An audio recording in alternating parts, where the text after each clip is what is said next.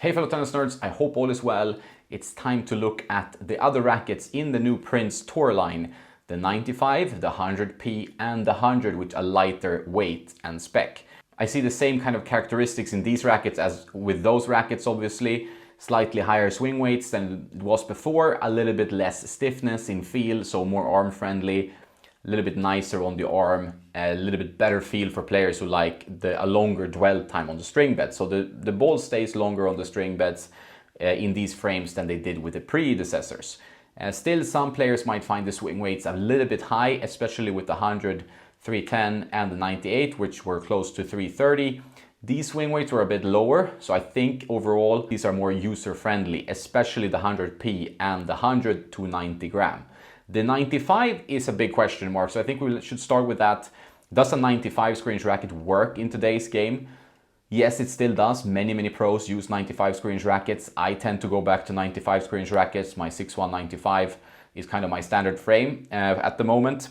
And this one is a more forgiving version of most 95 screens rackets. If you think of 95s going back in history, you would think of tight string pattern, very thin beams, meaning great control. On every shot, you know where the ball is going. Some players can't get away from that feeling. I'm kind of like that. Despite me needing more power and more spin, I always tend to go back to the 95, 18-20. Muscle memory, that's how I grew up playing, and so on. But if you want a bit more forgiveness, bit more spin and power from a similar style head size, the 95 of Yonex V-Core 95 and this Prince Tour 95 are great options. Why?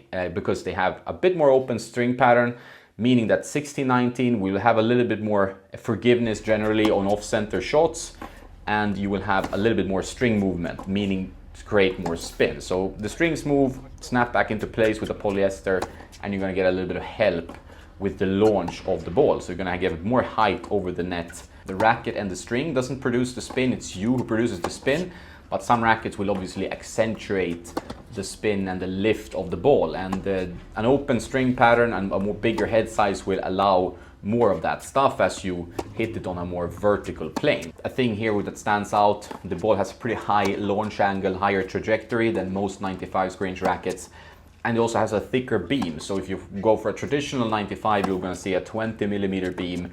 This one is around 22. A little bit thinner than the other Prince Tours, which some old school players might like, but it's still a bit thicker than most 95 screens rackets, similar to the 6-1-95 of Wilson, which is an old school frame, but this one has a little bit of a more modern beam design.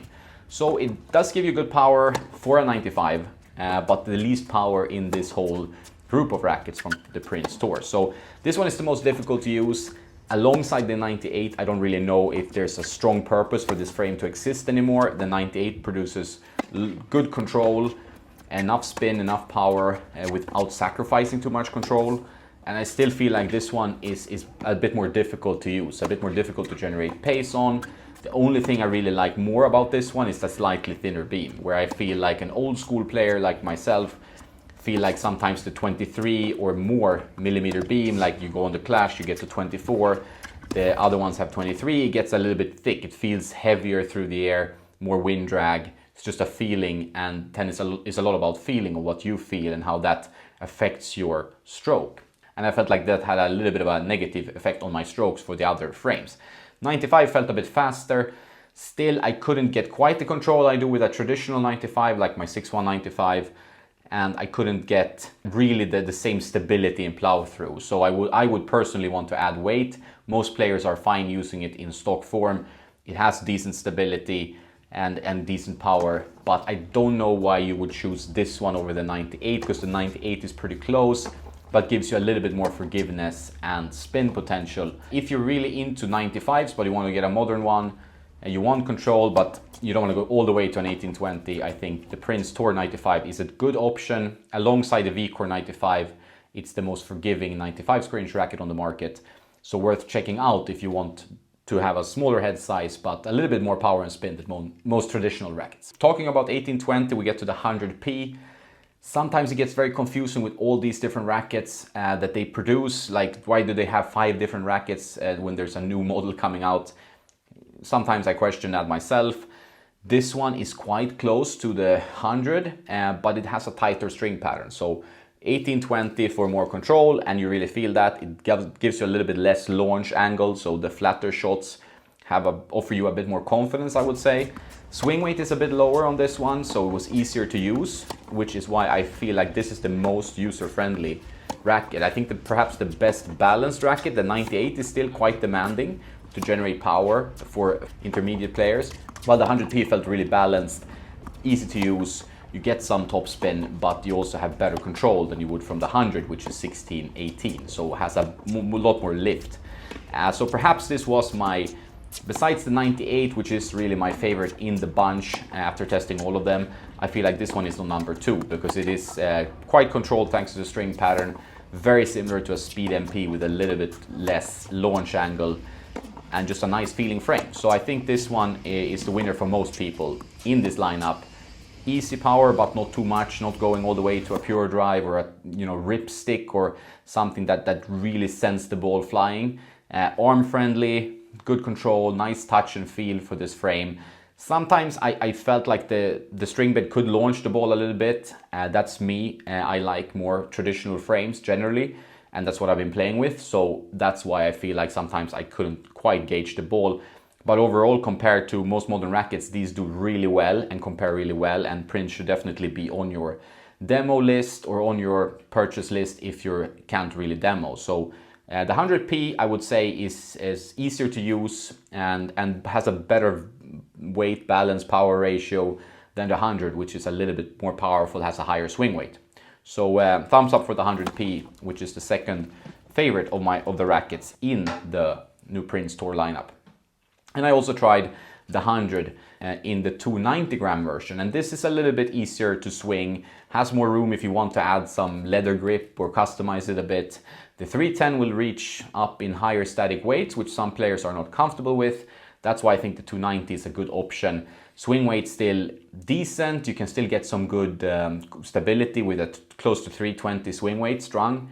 And you can then add some more weight in the handle then to have a more beefier weight overall, but still good maneuverability. So I would maybe add 5-6 grams to the handle on this frame, get it close to a tweener spec, around 300 grams unstrung, but still have that nice feel that this racket provides. It's not too stiff, it feels kind of nice and plush, long dwell time, and good spin potential, enough power for most people. I don't think most intermediate players won't need more power than that this one provides. So the 290, which was the one that Iga used in the previous generation, is now in a new, slightly plusher, slightly less stiff option.